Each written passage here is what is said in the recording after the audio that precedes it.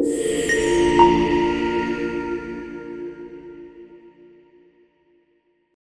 like to welcome everyone to our first B2B seminar. It's something we're going to be trying to roll out probably to start off with twice a month, but then we'll move to weekly once we grow a little bit more and have more resources to share. And how we grow is by this. So for those who've joined tonight, which is quite a few, and I know there are a lot of people that have emailed us today to receive this tonight, which they will via email with a link. Rad, I've known for now 15 years in two capacities. One, I originally worked for Rad here with Swisse, and now, of course, with Wanderlust, which is one of Rad's new businesses that he's set up following the sale of Swisse. I know him very well. I know Helen, his wife, very well. I know his family well.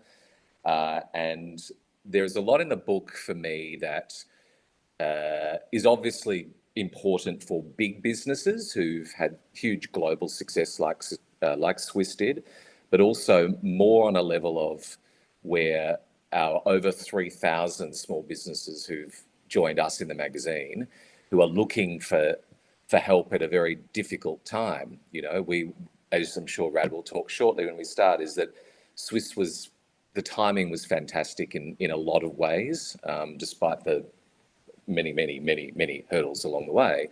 But now there is, I think, a very different climate as well, where we're seeing the challenges for businesses is getting harder, not easier. So anything that can be useful, that can support businesses, will be really important. So Rad, welcome, and thank you for being our first person, which is fantastic. I appreciate it. Oh, it's just great to be here with you, Mitch, and great to have a chat about life. One thing I will correct you on, no one works for me. We work together. I knew you were going to, as soon as I said it, I was like, damn it. We're on a mission together. No, just keeping our language as soon as I said it. Damn it. Nothing's Even changed. after 15 years, Rad, I still haven't learned. You can still teach me every day. Same Now, back. obviously, I've only read this 3 times. I'm sure you've read it 3 million times. But every time I've picked up something probably different to what I did the previous time. For me, this was obviously a hugely important part of my personal and professional life. And there are many stories that I remember, many stories that I read the book and then remembered. So I think if you could just sort of talk me through, before we go into more specific questions, what inspired you to write this, bearing in mind that so many people who are listening in tonight are our small businesses. They're not Swisse that are going to sell for $2 billion. They're literally small businesses who can use your expertise. So, I mean, first of all, I'm not a natural writer. And back when I was asked to, or approached by a publisher to write my story, it was 2015, and I was at the Ernst & Young Awards, and I was high as a kite because I'd won Entrepreneur of the Year, which was really exciting. And then, you know, you walk off the stage and Hatchet Media's there going, we want to tell your story. It's amazing. And I thought, great, yeah, I'm in. And so I started to try and write this story. And you know, sort of a few years on, I kept trying to write the story. And sort of sending it into the publisher, and the feedback was great to start with. Yes, please keep writing like you are. This is fantastic. And then slowly the feedback became slower and slower. And I think I was losing them with my ranting and drivel that turned into kind of 160,000 words. And so it was epic, and probably only epic to me, and wasn't that entertaining. And so I'd gone through 2 great editors who'd kind of made it sound great, and my wife kind of getting sick and tired of editing, and seeing that she was putting more effort into editing than me writing. And so she said, I'm out. And so thankfully, a lady called Bernadette Schwert reached out to me on LinkedIn and said, you've got a great story. I'd love to tell it. I said, oh, great. I've written the story. You just need to make sense of it and make it a bit more entertaining. And she definitely did that and broke it down into digestible lessons for people, and kind of talk to me about the intent of what we're writing, exactly that question. And really our intent was to help others on their entrepreneurial journey and to kind of consider all stages along the way. So this book could be useful to many, and also stand as a bit of a legacy for, a time that was unusual, and we did some unique things, and I'd love to pass that on to other generations, in particular my daughter, who we wrote the book for. Amazing. And you mentioned, through that process, you cut and pasted and edited and changed and moved things around. And one of the things that I will always remember, and I think is useful for anyone, is what you refer to in the book, but of course I know it face to face, which is an LGI, which is an intrinsic part of any business, whether you've got one employee or 1 million employees. It's the process of that. Can you talk me through LGI and why that is so important to the success of your businesses? Yeah, so I should have been fired many times as CEO of Swisse, and if people read the book, they'll understand why. You go into detail. We go into great detail on that, and the reason why the detail is so important is because we learn most from failure, and the whole notion of LGI, it's a saying that sounds dorky on purpose, and it's supposed to make you smile. It's an LGI moment. So it's a learn, grow, and improve moment. So instead of saying you've got this wrong, to enable conversation that kind of, change that kind of angle that usually goes with when someone's trying to coach or work through a situation or point out, hey, we could have done better, we'd call it an LGI moment. And it was actually, it came out through, a meeting in production where Michael Saba, who was managing director at the time, was working with our production manager through an issue, and both of them came up with this position of learn, grow, and improve, and how we can get better as a result of something that hasn't gone to plan. And it just stuck, LGI, and we had many other acronyms that carried on from there, like our 4Ps, people, principles, and passion coming before profit, CLAID, celebrating life every day, H&H days, for health and happiness days. I could go on and on, but you get the gist. And I know them all. And one of the interesting things that really stuck in my mind when I read the book again the other night was the way you surrounded yourselves with family, friends, and friends of friends to set the business up. Because obviously, from a small business, that's so many of family businesses that start off, with a husband or a wife or a best mate and a friend setting something up, exactly how Australian Life magazine has started. But a lot of people struggle with working, living, breathing with family and friends when things go wrong, or there's complications, or there is an LGI moment where you've got to have a very difficult conversation with your best mate or your wife or your sister or your brother. Why is family and friends in the workplace, in your view, an advantage? And how do you deal with those challenges when you have difficult conversations with people you love? Yeah, I mean, it was something that came pretty naturally to me. I worked at Village Roadshow where, from a young age, and where I'd taken that role pretty seriously from, the get-go. I realized that I was getting paid to go to work, and then I was paying to go to university, and university was helpful and complementary to my career development. I found learning the language of business through practice and getting a sense of how to manage people, inspire people, to upsell popcorn, and they're your friends that you'd kind of hang out with during shift and afterwards, and some of them were older, some were younger, some were the same age, but they were people that you needed to bring along for the journey and remain authentic to who you were. You couldn't be a dickhead about it, for want of a better choice of words.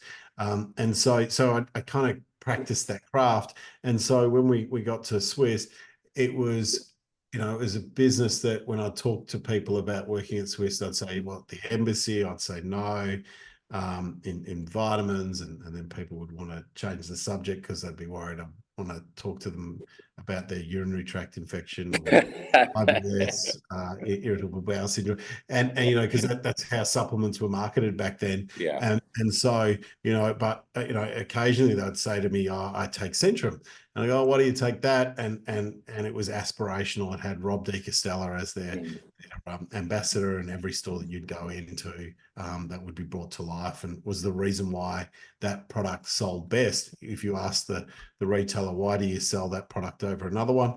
And I'd say because of margin, and why has it got so much space? And they go, no, it's nothing to do with margin. It's got great marketing, and it's got it's on TV 52 weeks of the year.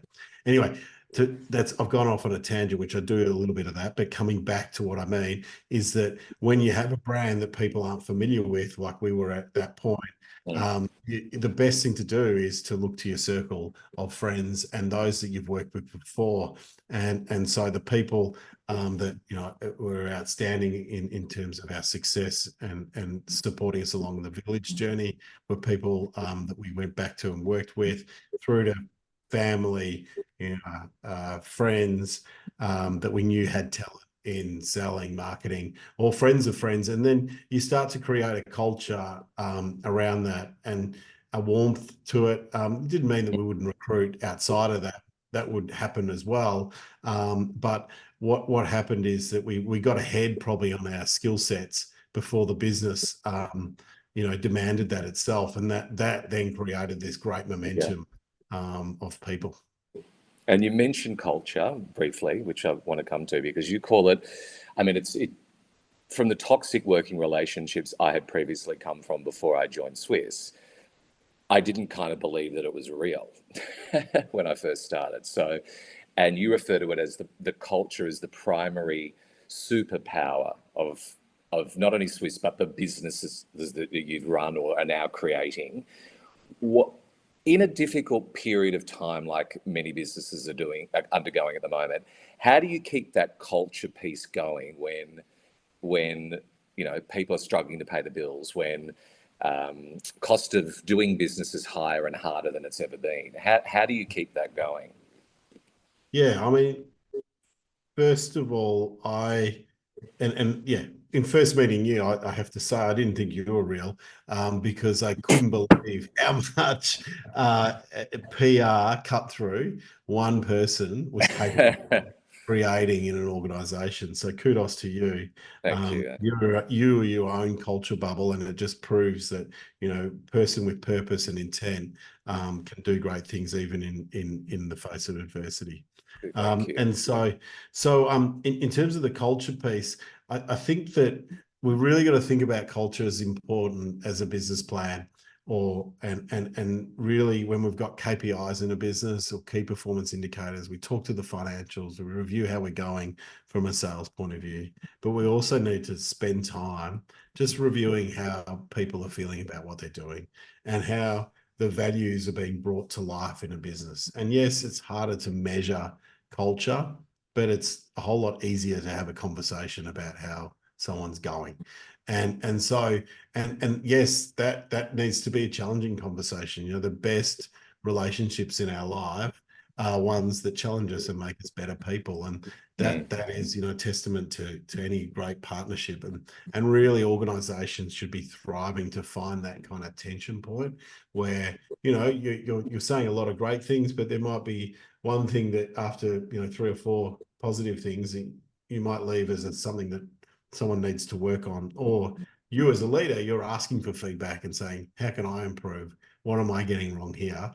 So we can become better as a team and create opportunities that we perhaps might all be looking to achieve. I think that's extraordinary. And with that comes, you mentioned the challenges along the way and having that foundation right for culture. But when people read the book, which I'll just hold up again, and remember, I got a signed copy from Radek. Everyone looks at the Swisse story as, oh, it was this fabulous, glamorous, kind of endless pits of money story, which was, of course, I know, a load of crap. So there were always so many challenges when it looked like things were heading in a good direction, then there was a drop off, or something didn't hit where it was supposed to hit, or the timing wasn't right. And there were all these constant changes to get to where you needed to get to. Is there always a solution to a problem?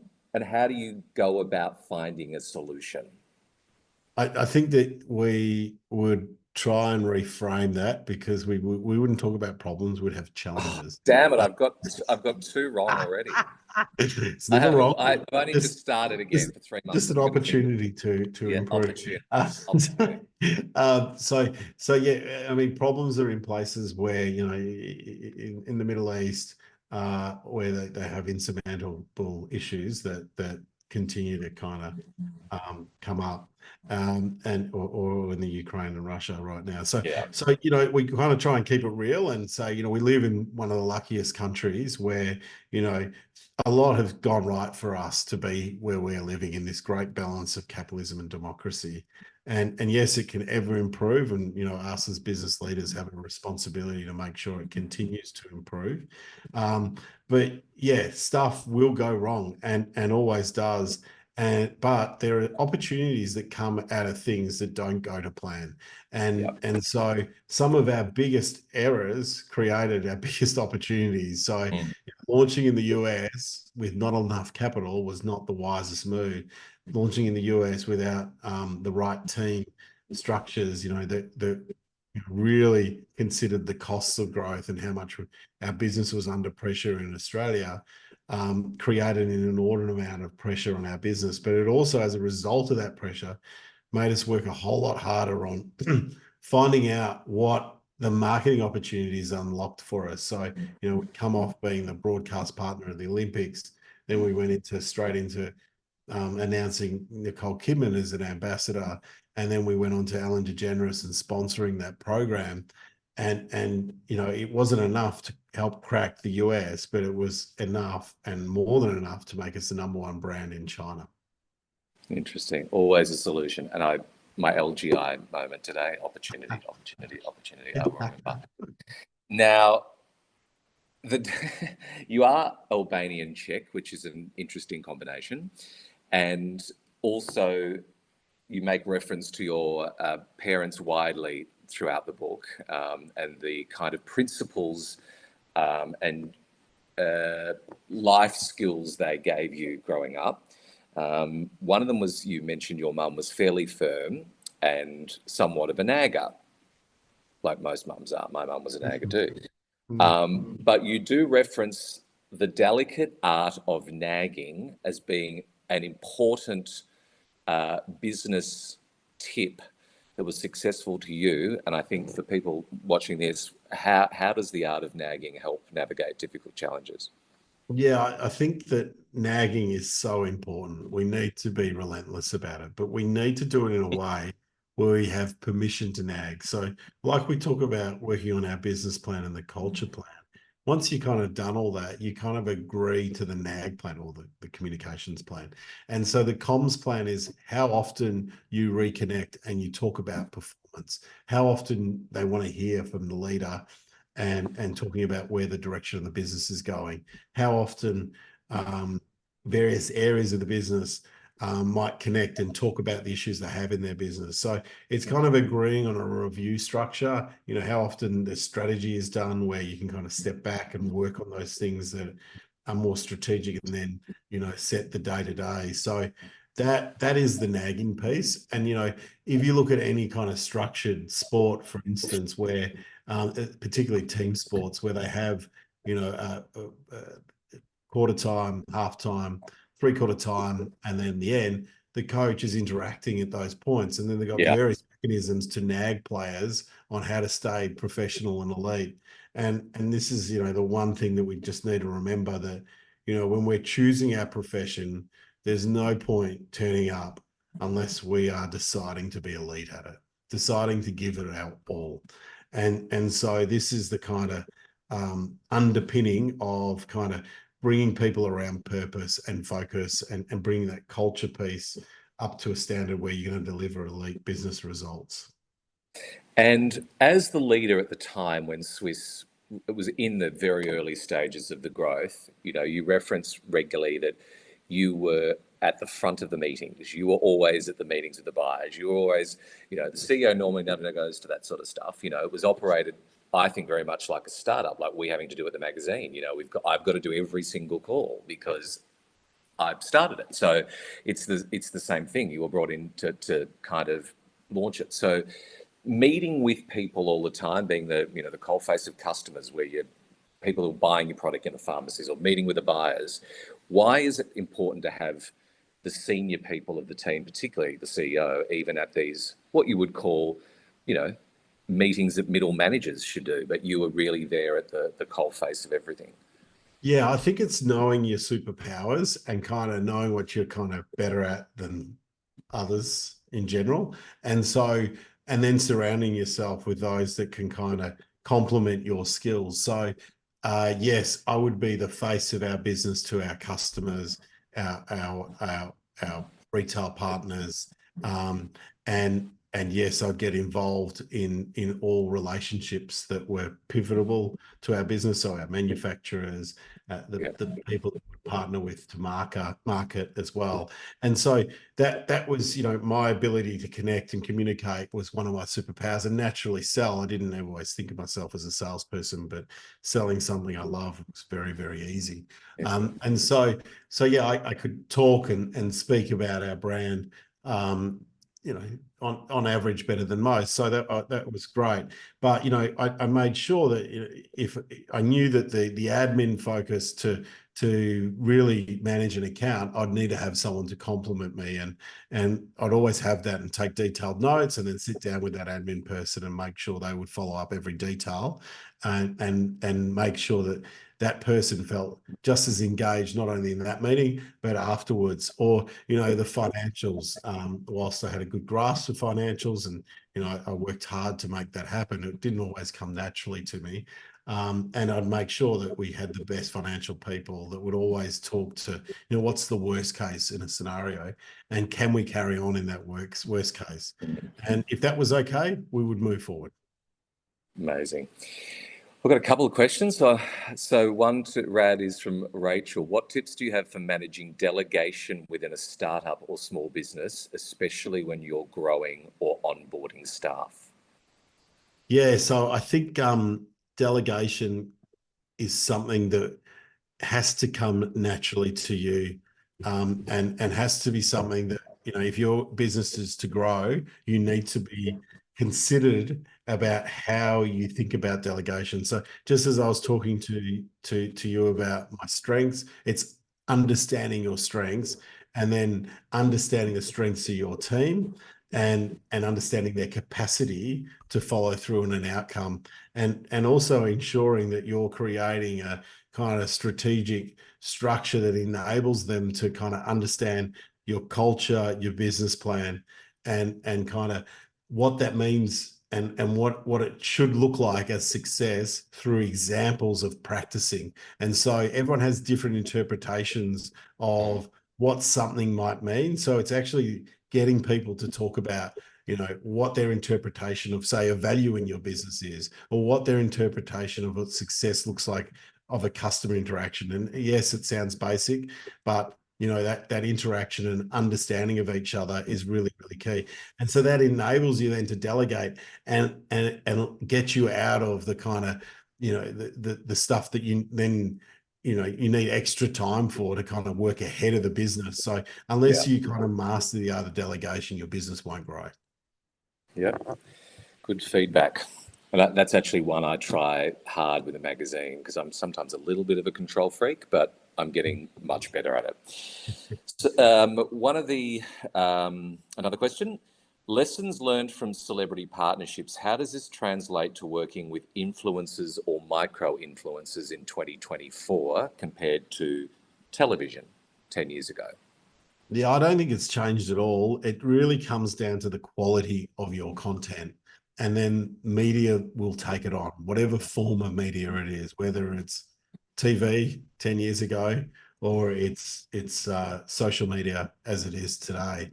The bigger challenge with social media, it is so much more segmented. You know, the great thing about TV, even TV to an extent in this day and age, is it still will get 1 million hits, the news every night. And you know 1 million people will see your advert. You're in a much more difficult situation with your social media. It comes down to the quality of your content and how much people will kind of get interested and go further with it. So it has got challenging, but you know, we love a challenge and we love reinventing that. And mind you, on the basis of content, we created 130,000 resellers of our product online into China. And that content was, you know, obviously Alan, Nicole Kidman, the Olympics, and that became then our product became the #1 selling product on Alibaba globally, not just from Australia, globally. And so we blew the thing up because we had amassed content and credibility in the space over 10 years, and we always treated our consumer with respect and would always kind of up the ante on the profile or how we would tell the story about our product. So I'd suggest starting with your circle of influence and then how you can kind of use that circle of influence to widen it.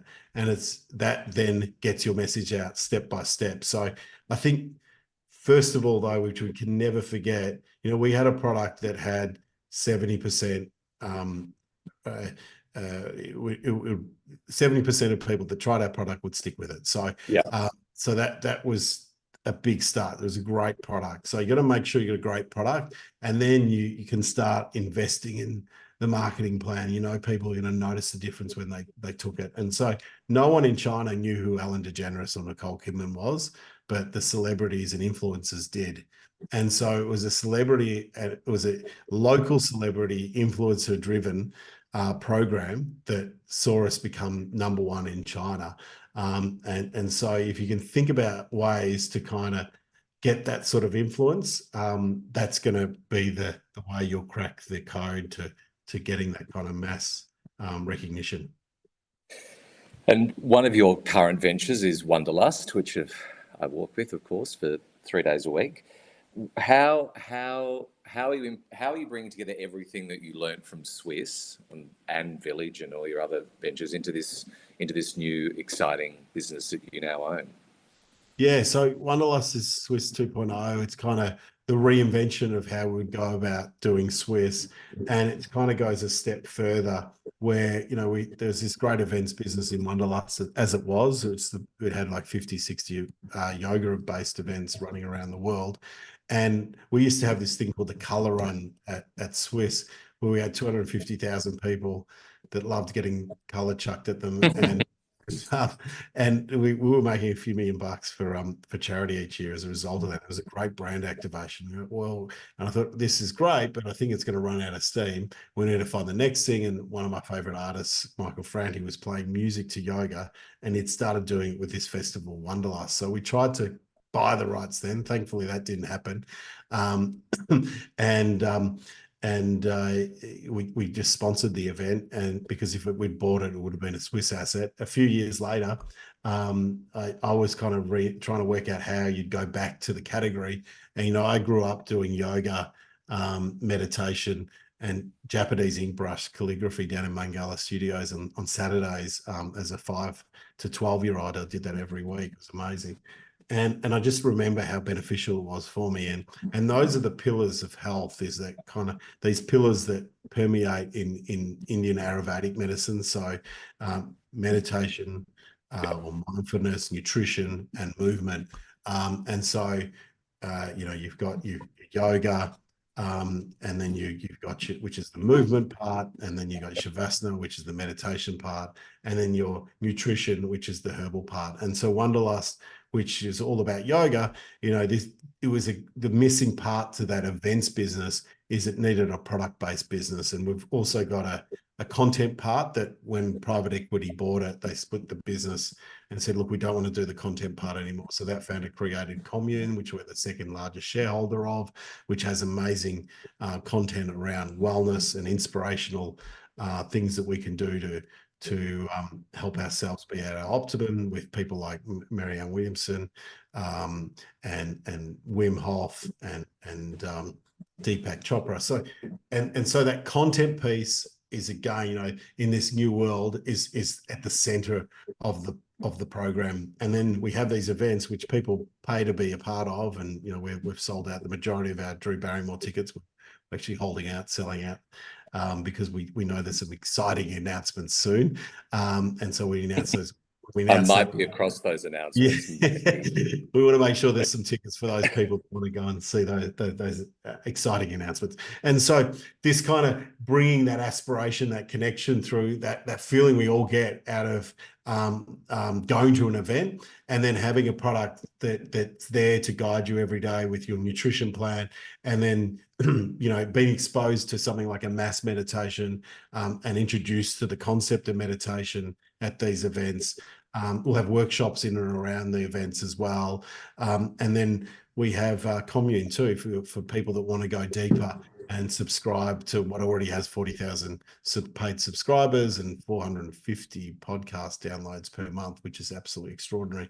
So there's this thirst for people wanting to grow and improve, and we want it to be this all-encompassing brand that can deliver that. And you are delivering that. So if people want to actually buy, you can still buy Drew tickets. There will be some more that are coming up. But if you want to jump on, head to the Wonderlust website, and you'll see wonderlust.com.au, and there is a link /events that will take you to the Drew page. In the meantime, this is the book. We've sent the link out to everyone. Of course, this is going out tomorrow with the full interview, and it is 30% off in Booktober. You'll see the link at the end of this video, which we'll be able to share with you. Radek, thank you so much. Oh, thank you. Thanks for having me. I appreciate you being the first person late at night to support us, and of course, supporting the magazine. So goodbye to everyone, and we'll see you in a couple of weeks. Our pleasure. Forever thankful for your contribution. Thank you, Mitch. Thanks, Rat. Bye, everyone.